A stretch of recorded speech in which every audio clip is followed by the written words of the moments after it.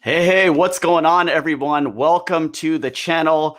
My name is Raj, for those of you who don't know, and this is Tesla Raj. So, those of you who have been following me for quite some time know how much I've been preaching about FSD transferability. And today, we're joined by Gally from Hyperchange to discuss with me about this topic, about FSD in general, about software as a service, and everything under.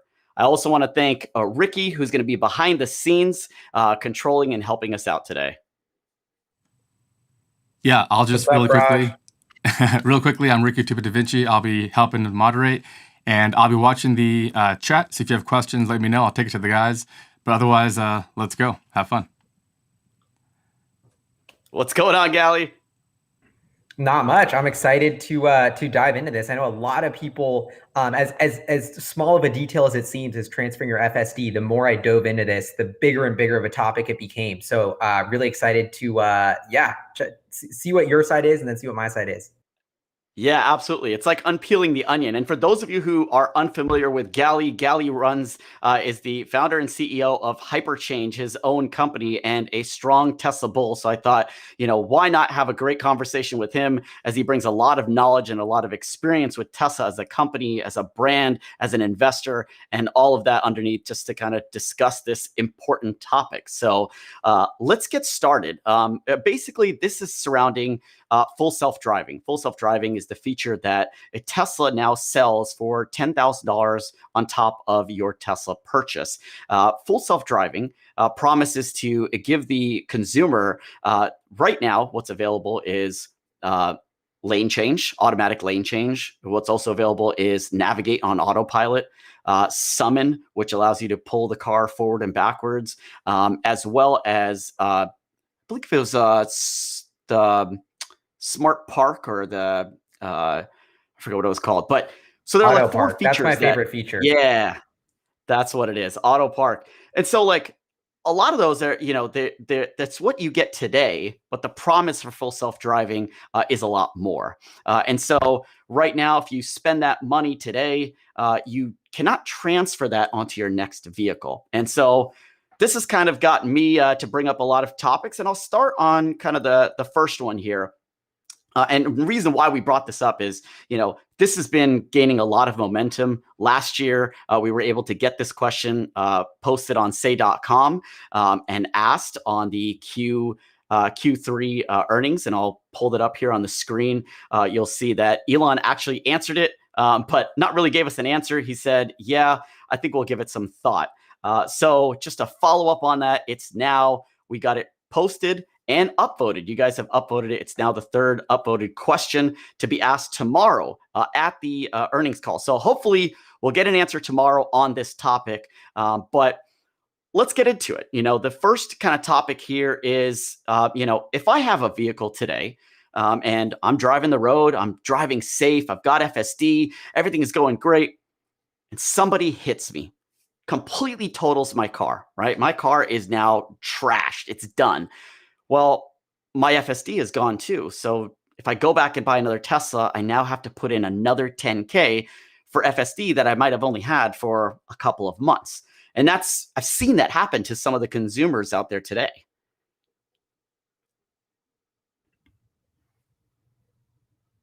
What do you think, Gally?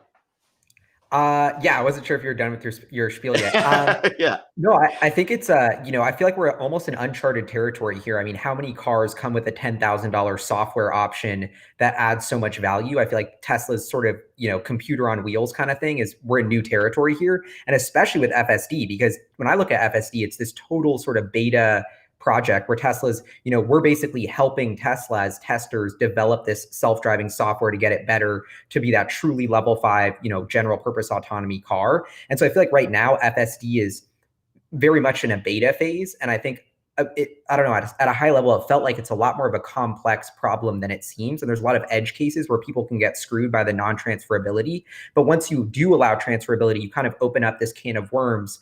And it's like, what if I sell the car to someone and then I transfer it to another car before I sell it, but I told them it was going to have FSD, it could open it up for fraud.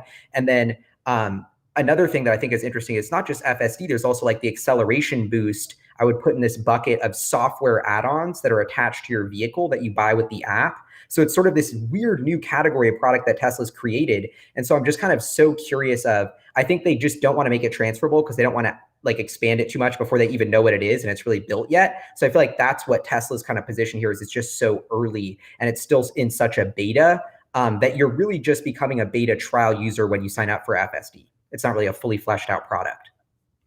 Yeah, totally. I think you brought up a really good point on, this whole like, what is validated as, part of the car, or does this belong part of my account, right? So, acceleration boost, right? Now, if you ask me, acceleration boost is like, that's for that vehicle, right? So that applies to that vehicle. If I buy a Roadster, I'm not going to get an acceleration boost on the Roadster. It's already crazy fast, all right? So, I would value that as not being rolled over, but yeah, it becomes a really big can of worms as far as like, well, who authorizes what is transferable and what isn't transferable? And I agree with your point. There would have to be some sort of law and order to this so that someone doesn't scam you. It says, yeah, I'm selling it to you with FSD, but when you get it, it doesn't have FSD because that person transferred it to their next vehicle, right? So you would hate for that to happen. That could open up a lot of can of worms.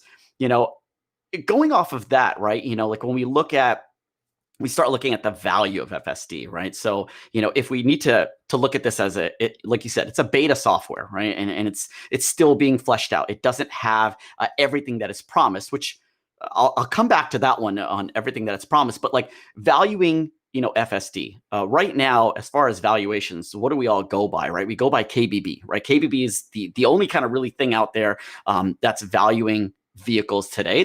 We've always kind of gone by. Well, I just wanted to highlight, I pulled this up not just like a couple hours ago. This is KBB's valuation of my vehicle today. If I don't have any FSD, if I don't have any autopilot, nothing, just a standard Tesla Model 3. It's a long range rear wheel drive, about 25K miles on it. And the trade-in value, I'm just going to focus on trade-in value right here, is $34,494. Right. If I add in FSD on KBB, it goes to $35,596. That's $1,000 more for a $10,000 software that I've added onto my vehicle. What's even weirder is that we need to start kind of really putting this all together because even KBB doesn't really know, because if I add FSD and EAP, so KBB is evaluating EAP as being separate. For those of you who know, if you have FSD, you have EAP. FSD is like the biggest umbrella, everything underneath it you get. It goes up by about another $1,000 to $36,507. So realistically, KBB is valuating my 10K FSD purchase at $2,000 today. And that goes back to what you were saying, right? It's like, this is sort of beta, right? And so we're in this beta mindset. So what is the answer then? Like, how do we evaluate this so that people don't feel like they're not getting what they paid for, right? I think that's where we're kind of left at right now. Yeah, and one thing I think that's interesting about the KBB is it's kind of like a microcosm of this whole issue of like the industry hasn't caught up to this. Like everything in car depreciates, but I bought FSD for $8,000. Now it's worth $10,000.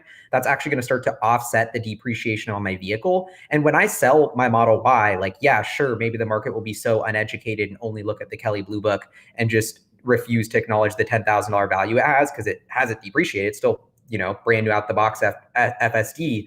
I just think that like the market will catch up to that. And I always thought like, okay, I bought FSD with my Model Y. If I want to buy a Plaid Model S and get FSD on that, I'll sell my Model Y and I'll get a huge bump for versus a non-FSD Model Y because I'll sell it to a Tesla owner who kind of gets it. And I think the market will catch up to that. So I felt like in some ways, like, yes, the non-transferable thing is like in these weird edge cases, it's not perfect, but still at a high level for most of the use cases, the FSD would be embedded in the value of my vehicle when I resell it. And therefore it's not like the value gets washed away, assuming I would have sold my car. And I don't know, I keep coming back to like, I feel like it's almost like a kind of correcting philosophy where the people who want to transfer it are almost like the most annoying customers because they're like requesting all this stuff. And it's like, no, FSD is like beta. You got to pay for it. You're helping us out to train the neural network. It's super early. We only want to keep it with a small group of people. Like they don't need to pull a demand lever and get more people to buy Teslas just by making FSD transferable. So I almost kind of think about it from their perspective. I was like, yeah, the people who want FSD transferable are the same people who are going to whine about the features not coming out on time. So well, I'm definitely not whining about the features because I do have FSD beta. But at the same time, right, if you're looking at FSD, it doesn't have it all today, right? Does it warrant it being a $10,000 tag? I agree with it growing and it increasing in value as more things come out. But today, those 4 features, right? Like if we go to Tesla's website, right, I'm going to pull it up right here. And, and I just scroll down to, where's their autopilot here? So autopilot here, and I look at future of driving, and we look at this, you're getting navigate and autopilot, summon, auto park, and auto lane change. Those 4 features, right? So I think many would argue that those 4 features today are not worth $10,000. And I think where we're going for FSD will be worth $10,000, but because it's still, beta, because it's still not all out there, that value for $10K is hard to swallow for many, especially if you tell them, hey, shame on you. You grew your family. Like, for example, I've got a kid. I've grown my family. I want to buy a Model Y, but now I have to shell out another $10K on another vehicle. Is it my fault that those features are not all available yet? Like, that's kind of the way some of these guys are looking at it, is that, what is that? And then also, FSD today is not, if you ask many people, I think you and I, we have our own, and I'd like to understand from you, Gally, too. It's like, what do you think that Tesla's FSD means? Like, what is, when they say, hey, FSD, what are you paying for? What do you expect to get from this? And I think everyone sits in a different position. So like, some people are going to think that, hey, FSD, that $10K, I'm going to get point A to point B. And there are some, and I'm not saying what's right or what's wrong, but there are some that are thinking that FSD, I'm going to fall asleep and my car is going to take me anywhere I need to be. And it's also going to be robotaxi. And my opinion is that's far away. Like that is not what I think this is right now, but I could be wrong. And I think that's not clear on the website, because the website just clearly says, hey, autopilot features today and full self-driving capabilities in the future. Well, what are those capabilities? Full self-driving is yet to be defined by Tesla. Yeah, I mean, I think to rationalize it to myself, I was like, can I assume like no improvement in the features and will it be worth 8K? And then I was like, yes. So that's how I felt better as a customer. Like I didn't want to just buy it and then like put this pressure on Tesla to like deliver all this stuff. And I don't know, I get huge value on the navigate on autopilot. Personally, auto park is my favorite. But honestly, maybe having it and thinking it through, like, was it really worth 8K, now 10K for what it is? I think you are paying for a little bit of that, the right to whatever the autopilot team invents. But I think from the flip side, from Tesla's perspective, like, they're consistently raising the price as the features roll out. So I think on some level, the price is based on the value with the amount of features and functionality that software has.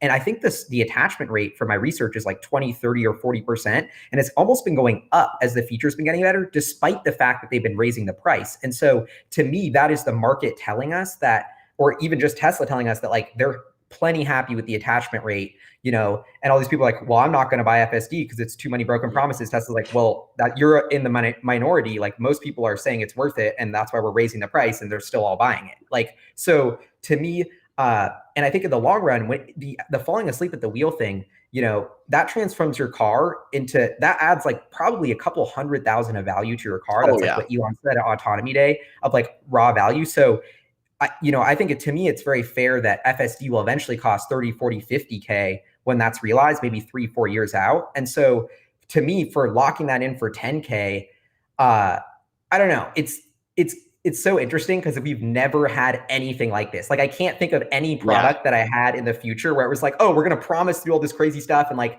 if you buy it now, you get access to all of those promises. Like, we're kind of in uncharted territory. And that's why I like to give Tesla the benefit of the doubt, because I think when they think about these decisions, should we make FSD transferable? Should we raise the price? They're trying to balance all of these stakeholder needs, but it's just not, and then if you think it's obvious, it's because you haven't thought through like one angle of the way they're thinking it through, maybe. Yeah, I totally agree. This is totally uncharted territory, right? And nobody is doing this. No one's ever done this before. You're investing on a vehicle. I agree. I still think though that, as I look at and I think about that robotaxi future, that could be worth, 10, 20, 30K. I think about also, when is that coming? And to me, in my head, that's coming in like 10 years. I feel like it's still a ways out there before we get there. And then I'm thinking, well, how often do people keep their vehicles for more than 10 years? And I get it. Teslas will last that long, easily. Million mile battery. But, families, you're going to grow, your needs change. Hey, I bought a Model X right now, but I do construction, so I actually want a Cybertruck. When I get a Cybertruck, now I'm going to need to, spend more money on the FSD investment again. So in the end, if I go through, think about the people who bought Model S right back in the day, and they spent an FSD. Sure, they spent less, but they could go from a Model S to a Model X to a Cybertruck. They've gone through 3 cars, and all the investment in FSD. That's a ton, and it may just balance itself out as far as like what's the true raw value of FSD. So I'm looking at it that way. And then, the other point I wanted to bring up was, just in what does Tesla gain from this, or what can Tesla gain from this? So I'll bring up on this a tweet that I put out last year that was basically a poll that said, hey, if you could transfer FSD today, would you either buy FSD for those that don't have FSD, and would you buy a new vehicle? So I'm in the category of, I would buy a Model Y today. If FSD was transferable today, I'd buy a Model Y. Majority of the people said they would buy FSD today. Now, this is the missed opportunities on FSD by Tesla. Now, if we just do some rough math, this was 661 votes, so nothing crazy. But off of those 661 votes, right, the 55% said that they would buy it, right? Just kind of adding that up, that's 363 people spending 10K. That's 3.6 million, right? And then on top of buying another Tesla, let's say the margin on a Model 3 is about 10K, and that's 297 people. So that's another 2.9 million. So it's like just over $6 million of missed opportunity of today. Tesla said, you can transfer FSD. And that's revenue, right? I mean, Gally, you from an investor side talk big about the money, what do you have to say about that missed opportunity of revenue that could be gained today by Tesla? Tesla's in a really strong financial position. I think they don't need to nickel and dime customers. And it's just, to me, like as a shareholder, like making our customers happy is the value long term. So from that lens, maybe making FSD transferable is the move if people really want it. But to me, it's really not about the money at all. And like this whole concept that like Tesla could make more money if they made it transferable, like I really think it's more about like, this is the biggest science project in humanity right now. Like we have 1 million robotaxis learning to drive themselves that humans are training, helping us train this neural net, like the forefront of AI. Like this is such a weird kind of new thing that I think Tesla wants it to be a closed beta system. Like the more and more we're having this debate and I'm talking it through, the biggest thing that keeps sticking out in my mind is like they want it to be quiet. Like that whole, I was watching like the show Silicon Valley last night, and it's like Richard versus Gavin Belson having this debate of like, should we go all out like and have this big crazy launch for our new distributed internet, or should we do it stealth mode and just let people kind of grow organically on the network as we get the product better? That's like what this other app, Rainbow, that I'm invested in, like this cool crypto app. And they're like, we never wanted to market it because it was like our first users are kind of our beta users. We get it in the wild. They help us. Like, so that to me is an interesting strategy of when you're developing something so new and revolutionary, of almost like your customers are also like your beta kind of, they're almost working for your company or helping you in a way. And so in a very strategic way. And I think a lot of the people like yourself, Raj, like you love helping Tesla and you love being able to use the FSD and autopilot and, having that two-way connection with them and feel like we're helping Tesla on the coolest science project ever. So I think a lot of, to me, making not FSD transferable and like this product that is so just standardized is kind of it's in their benefit to keep it in this closed beta phase because it naturally keeps the people in it for the right reasons. Like people like me who are like, I just love Tesla. I want to help them out. Like this is so dope. I'll try and squeeze some money out of my Model Y if I sell it. But if I got to buy a 12G package on my Plaid Model S that comes out tomorrow, like I will. Screw it. 'Cause, you know.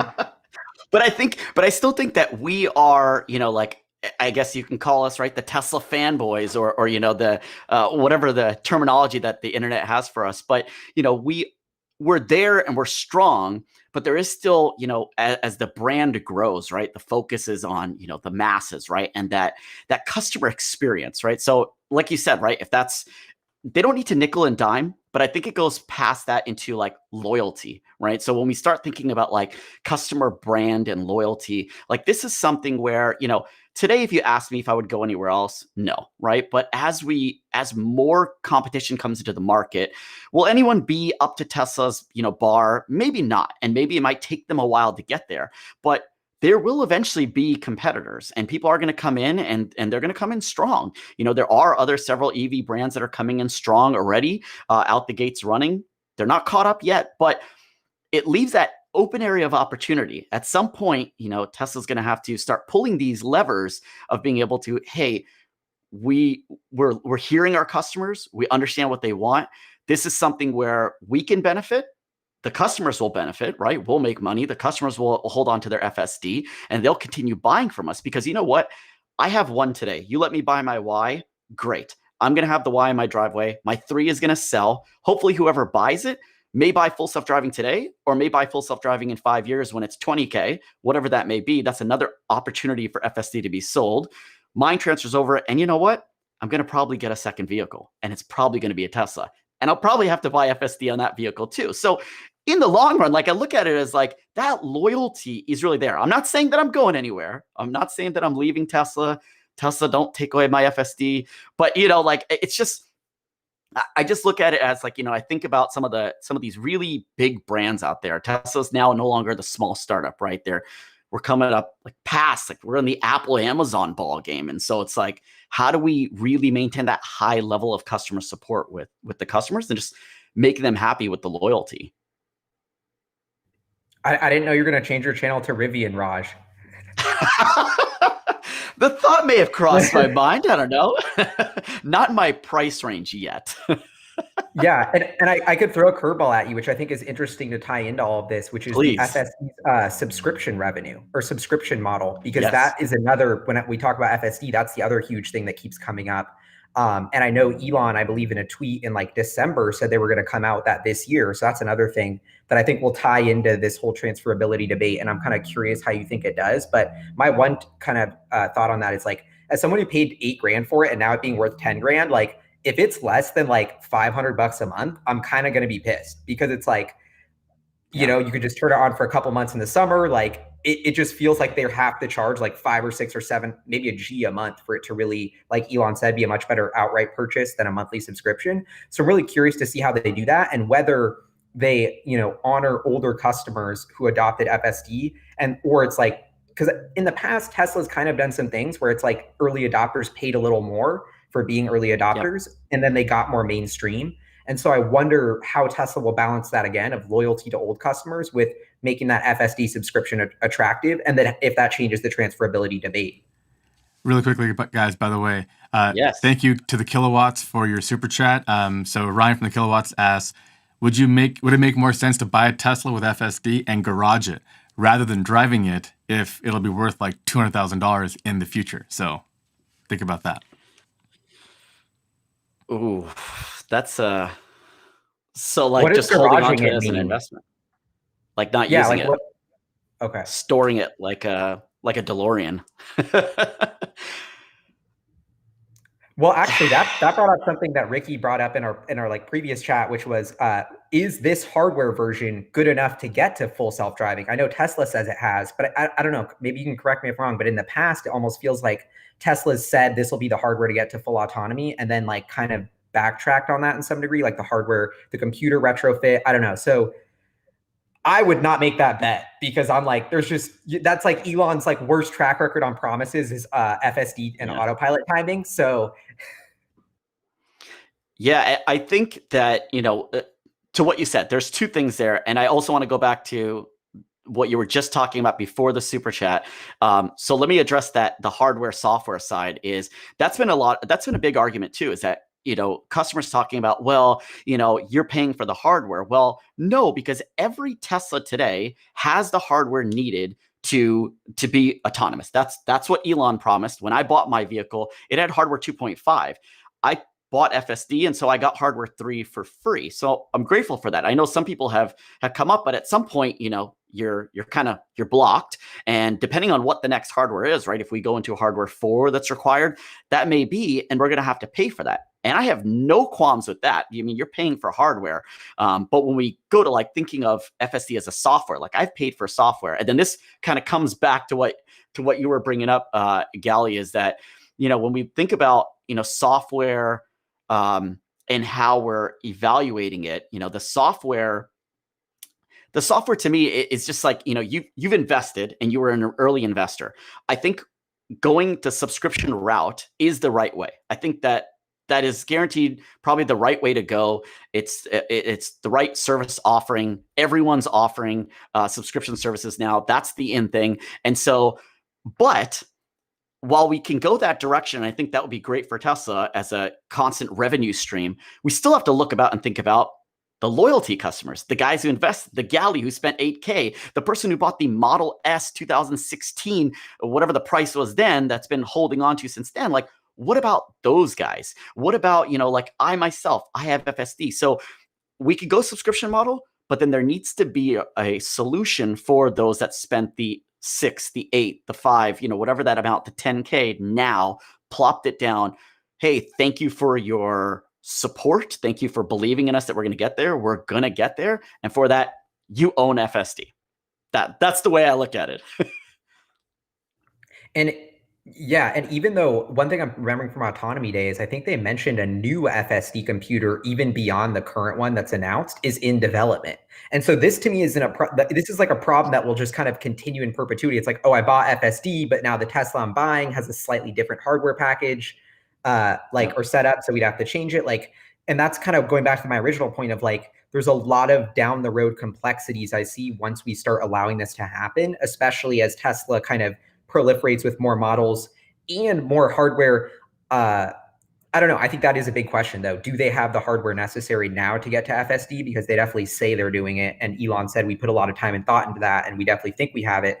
But then another comment was something about the megapixels of the camera and NIO's new autopilot system cameras having better megapixel recognition or resolution. Well, we have to. So there's so much nuance to it. Yeah, I'll go ahead, Ricky. I was just going to jump in really quick. Satin Gray Tesla, thank you for the super chat. He just says, tell Raj and Gali I said hi. And Coding Mark mentions, how much extra would it cost in support infrastructure to handle transfer issues, like being able to transfer a license for FSD? Interesting question. It's not zero for sure.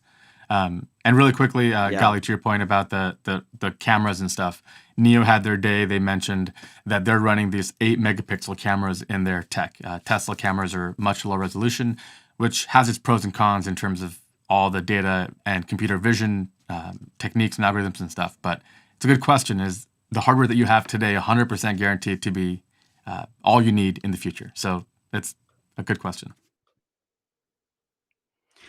Yeah, I think that, there were 3 points that we just brought up, and I'm trying to remember it all. But when we think about software and hardware, Gali, you brought up hardware 4. It was mentioned, it's probably going to come to be. I think paying for hardware makes sense, right? Hey, you're developing a new computer that's going to be able to process this faster. It's not meaning that mine's not going to work, but that's going to work better. So I have no problem. You tell me, hey, that's $3K, fine. Here's $3K. I want the new hardware. I want to be able to process it faster, or I want these new cameras. All the cameras are, upgradable. They can just pop out, pop in. The newer ones have higher resolution. Whatever that is, that makes sense because I'm paying for something tangible. It's hardware, as opposed to software. So here's another point that I had, which is, I just bought a PlayStation 5. You know what?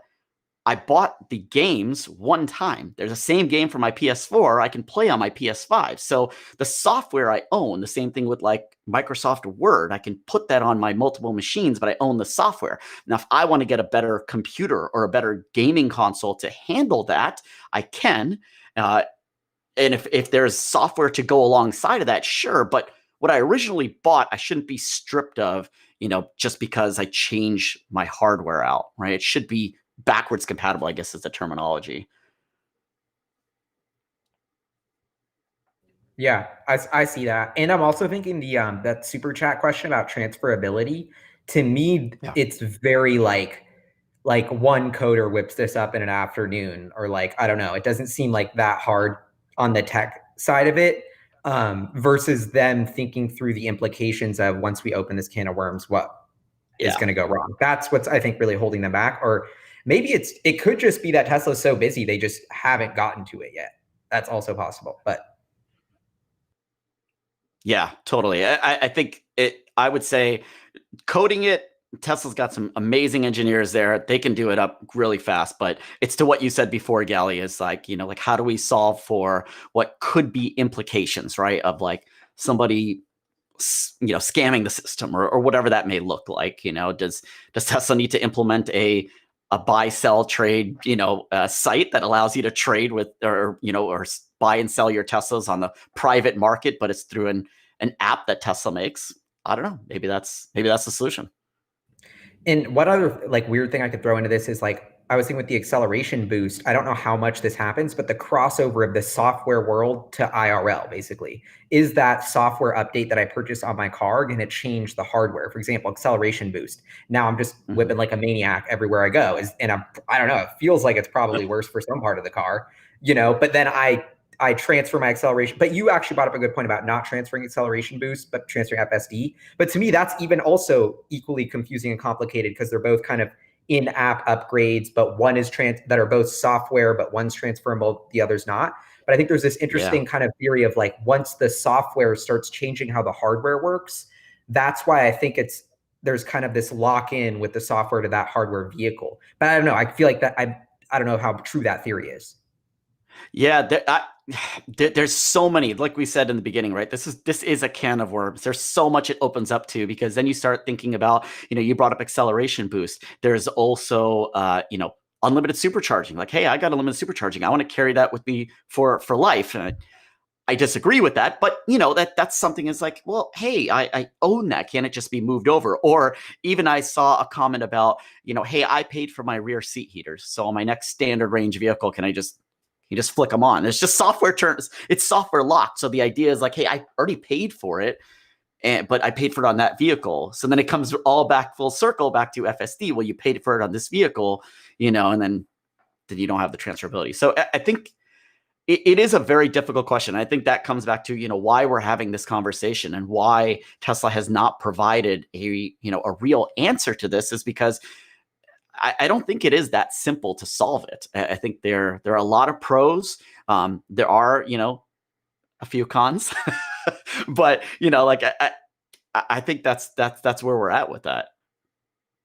And I think it'll be the reason why this conversation is so cool is it's only getting more relevant. Like, Tesla's only going to increase the price of FSD. It's only getting better. We're just scratching the surface of, like, this software component having more and more value of the car. So this isn't going away. This is going to be the thing, like how this kind of changes. Totally. And I think, it also gives, the open opportunity to, and man, now that you brought up that topic, Gally, about like, what's not to stop somebody from kind of circumventing the system. But it should be, user defined. So like, if today I wanted to sell my vehicle and maybe the person buying it doesn't care about FSD, and he's like, well, I don't care if you bought it and you put it on there. I value that at 2K. And I'm like, well, I value it at 10K. So here I am sitting up here, and here's this guy down here, and we're like kind of going at it, because like we have different ideas of how we value FSD. I value it higher because I've experienced FSD beta and I know what's going to come. And, I think that I would use it on city streets, and maybe this guy's like, well, I would never use it on city streets. I want to use it on the freeway. That's autopilot. That comes standard in every vehicle. I don't consider an upcharge for that vehicle, right? So I think Yeah, it gets messy. It gets really, really messy.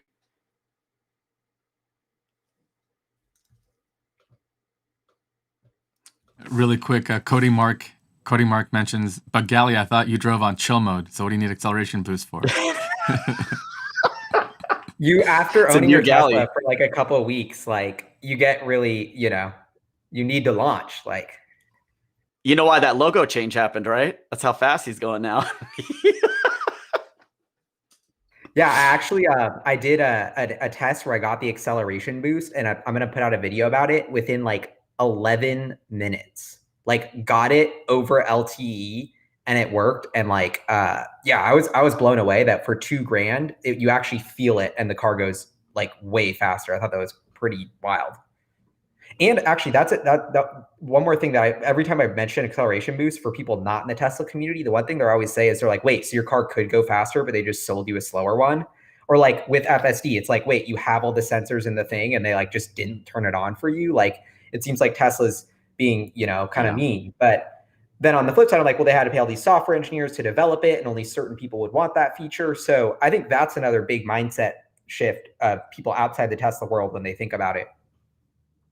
Oh, absolutely. I think that, I actually think that that was really smart by Tesla. It allows them to really streamline their production, right? Like, I'm going to make one Model 3. It's going to have everything in it, and I'll make a lower cost option because I'll software lock some of the things that somebody may not find value to that. In retrospect to that, I do feel that Tesla needs to make each and every one of those items that you software locked unlockable over the air. So today, Model 3 standard range, you can activate rear heated seats, and then I don't know what else is activatable over the air, but people have said like, hey, I want my ambient lights to be activated. Like, I all of a sudden have seen that I need that. I can't see the floor where I've dropped something, or in the map pocket, the door pockets. I want to see that, so I want to be able to pay a price and get it. And I think what Tesla's doing is unlocking them and making cheaper vehicles is great, and an awesome, totally different mindset in the way people are doing it, because today no other manufacturer is doing that. So I think that's great, but I think they do need to still give the end user the options and available to be able to kind of, hey, I can take my standard range and get up to a Model 3, long range if I wanted to pay the extra fees. They might come out a little bit higher later after the fact because I'm just tacking them on, but I could if I wanted to. Because what if you can only afford X right now and maybe later on you're a big baller?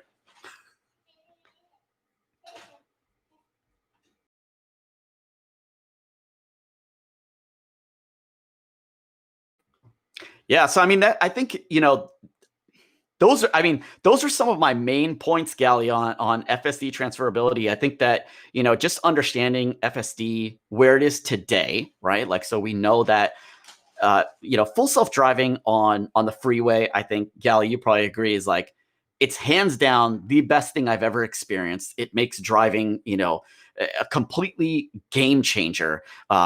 Getting to point A to point B, easy, restful. You feel good. Driving is easy. And then now, what a lot of people are not experiencing, there's this small beta testers of about 30 people that are experiencing that same ability now on local roads, being able to turn and do that. And so I think, that's like another whole topic about FSD beta, but it gives you a glimpse of what's to come. And I feel like that's less than a year away. So we could put a value on that and say that, with that, could you be at 10K? I think so. And there's a value on that, but yeah. I think if the second they expand the beta or like make that kind of feature more widespread, like it is not going to be 10K. There's no chance. It's going to be 12 or 15 for the option. I think they're gonna, yeah. Yeah.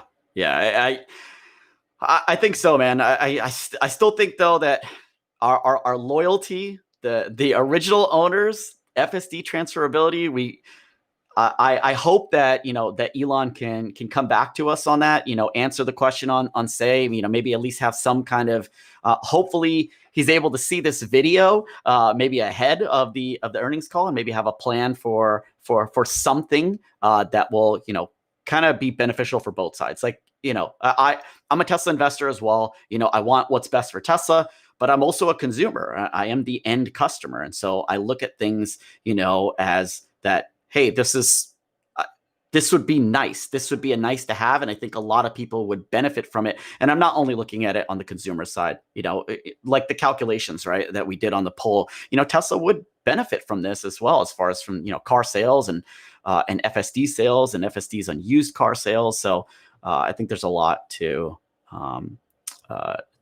consider that. And then I'm hyped we did the video, because I feel like the only thing more in beta than FSD beta is Tesla's pricing, transferability, subscription. Their like business strategy with FSD is like, that's what's in beta. Like, yeah.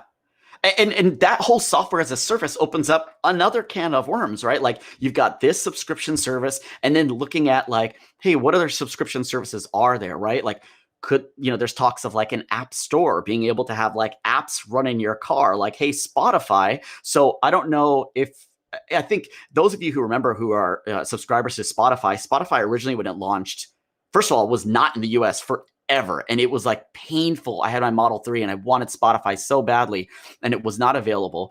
Then when they launched it, it was like, great, it's here, but it didn't replicate Spotify like exactly. It was missing some of those few key elements. And so it's like, see, that would be really cool to say like, hey, Spotify, here's what you need. Go ahead and develop an app that'll run natively in the car, and we'll, authorize it and make it available in our Tesla app store. Like, there's so much possibilities and potential here.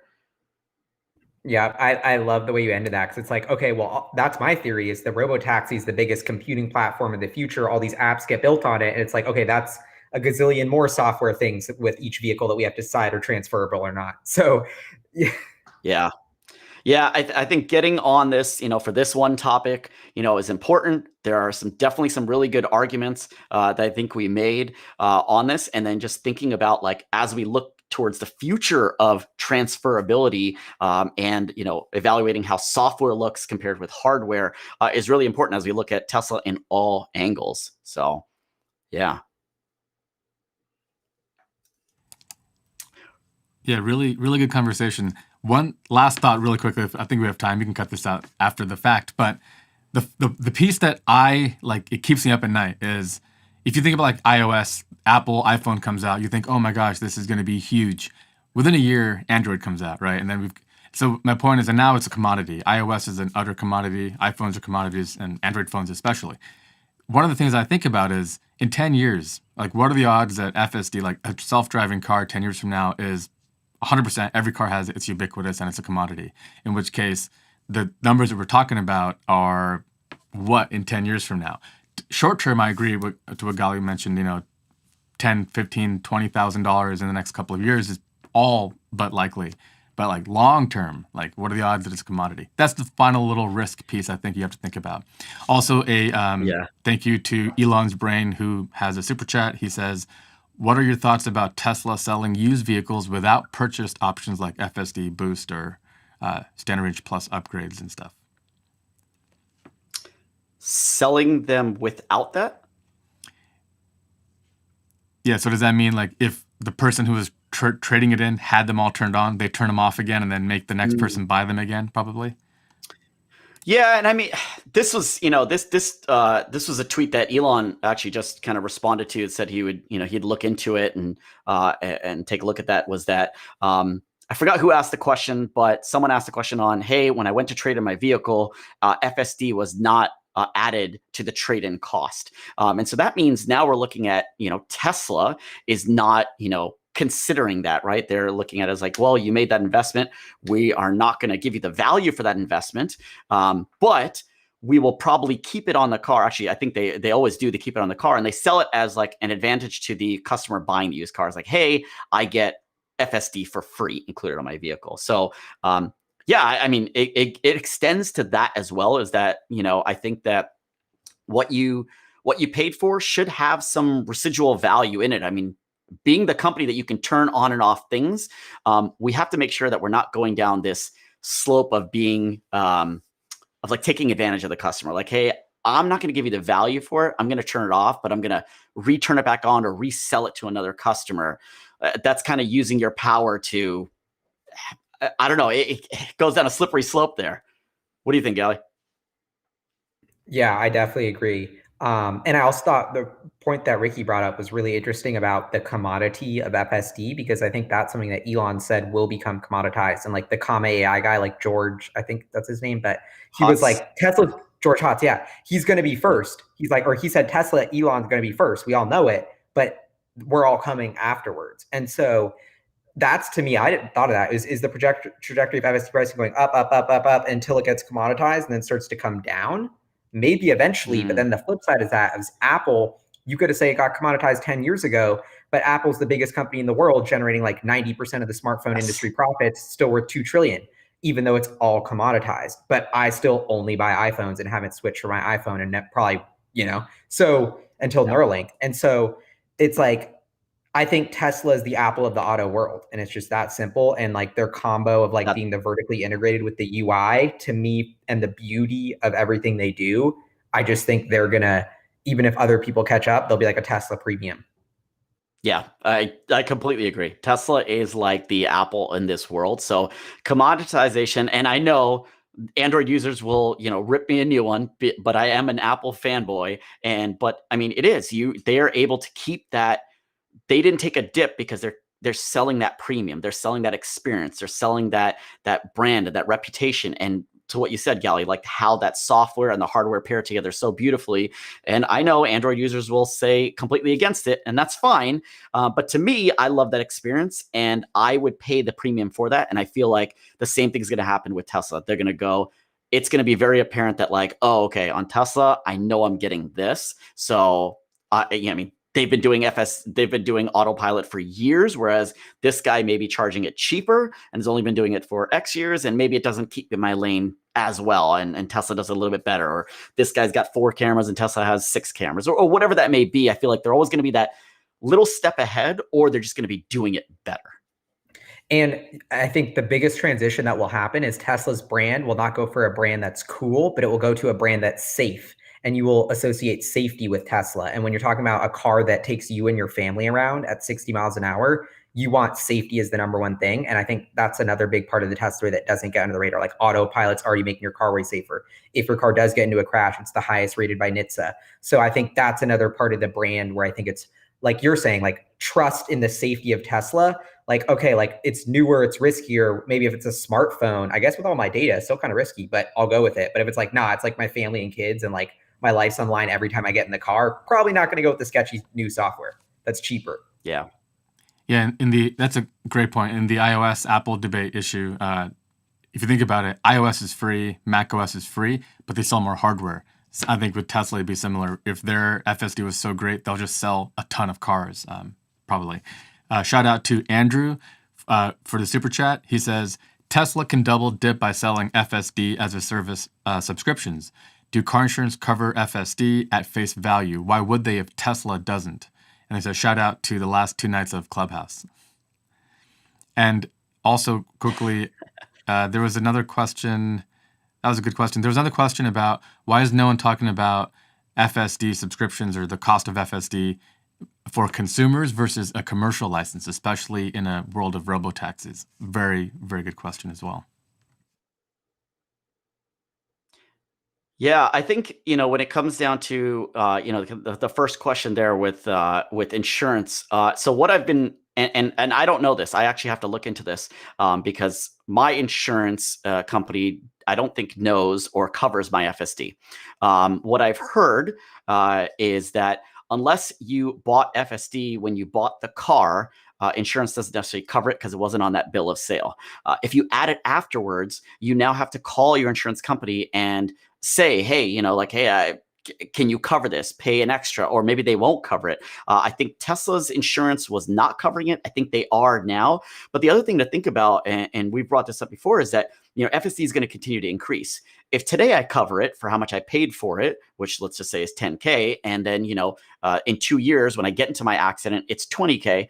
Insurance is going to give me 10K. They're not going to give me the appreciated value of 20K. So now I have to go and buy it, and I'm paying 20K. So there are a lot of, there's just so many solves here that need to be thought about. But I think it's good to be thinking about all these things. Insurance, you do have to call your insurance and make sure and check what they cover, ask them if they can cover it if you have FSD, and so forth. But because this is all new, nobody else sells a software like this.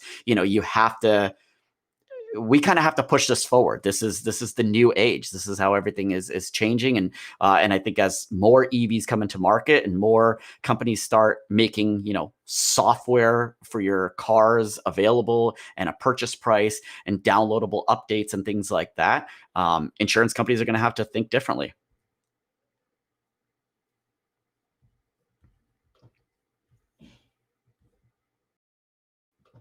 What was that second one, Ricky? Yeah, so the second question was about FSD models of either subscription, one-time cost as a function for consumers versus as a commercial license, and if Tesla should offer both.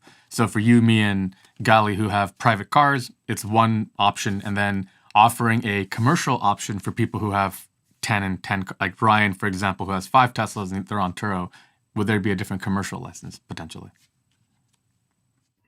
I think to me, it's like there shouldn't be a difference. Like, it's just the price is the price, and you buy it no matter what kind of customer you are. I don't like Teslas do police departments and that sort of stuff. I don't think they give a discount to those.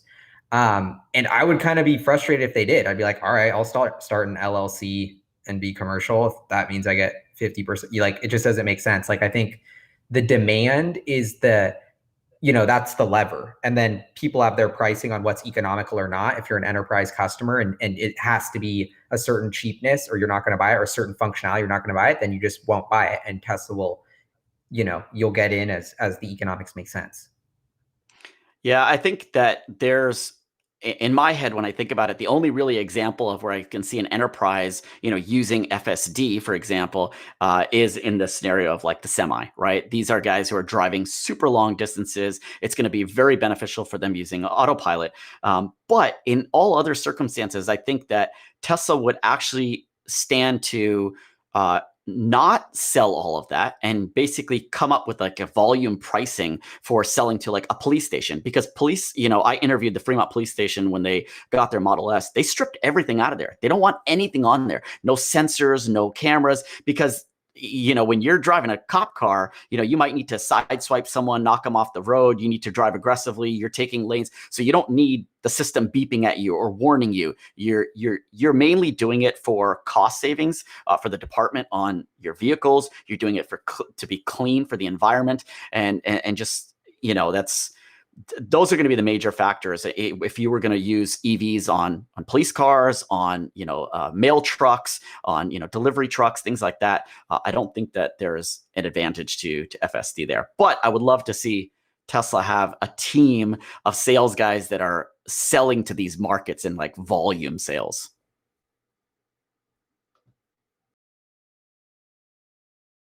Shout out to Dutchy for the super chat. He says, paid Apple apps stay with your account, not the phone. Again, thinking about, so Gali in his videos always mentions about like looking at Tesla not as a car company. This is exactly what he means, right? Is it a software company? And in terms of like their valuation and their market cap, that's what it comes down to. Good point. Yeah, I think that's very true. It's following a very, very Apple-like model. Even down to Apple is now making all the components for their hardware, and now here's Tesla, right, making the batteries. Like, we're gonna make our own batteries. Forget it. Like, we'll take over, and then that marriage of the software and hardware is going to be seamless and beautiful, and we're going to get a great experience with everything. And so now we have to think about things like that. Are the software and hardware and what the valuations of them are, and it being able to transfer like your apps. And maybe it's a software per hardware, right? Like my FSD that's built for my Model 3 functions great on that Model 3, but if I were to put it on a vehicle 10 years from now, it probably won't perform as well unless I get like FSD Mach 3 or whatever. I don't know. And you want to be more careful with your apps that you let on your car, because if your car is really dangerous, if it starts going fast somewhere you don't want it to be, you're going fast. So opening that up to developers, I think, is really kind of a Tesla's being really cautious about that for good reason. Yeah, you totally have to. I mean, your phone is one thing, drain my battery, fine. Look at my contacts. I guess that's invasion of privacy. Look at my photos. But man, like I'm driving my wife, my kids, like don't like that is safety. That's our lives. Like that's a very dangerous element to get into. So as much as having a Tesla app store would be great, I'm all for it if Tesla just continues to develop stuff for the car. Just let us transfer it. And actually, I have one random thing to throw in. I've been thinking a lot about this plaid refresh that's supposed to happen with the horizontal screen. And this keeps reminding me of like, if apps are for what you do and the car's autonomous, you're not going to tell me a screen like this is better for watching a movie. The movie screen is this. This is the way you want to watch a movie. So the Cybertruck has that screen. So when I'm thinking about like the I don't know, a kind of random sidetrack, but this whole app store thing, I'm thinking like, man, if we're going to do the app store, first of all, Elon is first principles. You want one software schema for all your apps. So you want one screen layout and one screen sizing. So this has just reminded me that I'm like, come on, let's make that change. Like, yeah, I know. I'm waiting for someone to show off that picture. Apparently, we've seen the Refresh S out in the wild, but have not seen that screen yet confirmed as horizontal. But yeah, I agree. It has to be. Like, have you seen a video going on the vertical screen? Sorry for anyone who has an S or an X. Oh man. All right. So I think we're about at time. If you guys want to hop in the chat and just find a comment or two you want to address, I think we have time for maybe one or two. But awesome, lively conversation. Good stuff. Hopefully you guys had fun. I think at a peak, we had about 245 people watching. So very cool.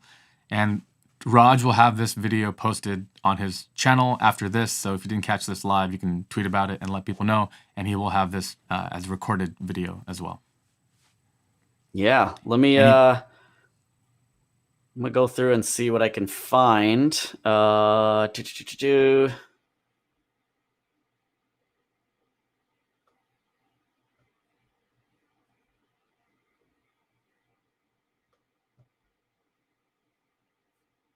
Oh man, there's a bunch in here. Okay.